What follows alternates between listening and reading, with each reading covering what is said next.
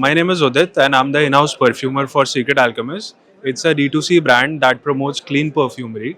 And today I want to visit more fragrance oil manufacturers and all the white labeling manufacturers that helps bottling, packaging, filling, and also developing fragrances. So that's why I was here. I think perfumery is really catching up in India and people are more into perfumery.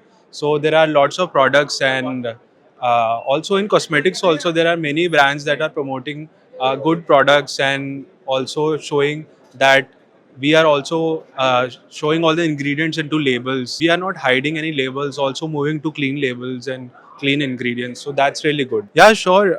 Every stall I visited, that was a really good experience, and I found most of the stalls that I wanted to visit, and it gave me more information about it. So it's a really great experience. Yeah, sure, for sure, for sure. Yeah, I think it's a great experience. Yeah, amazing.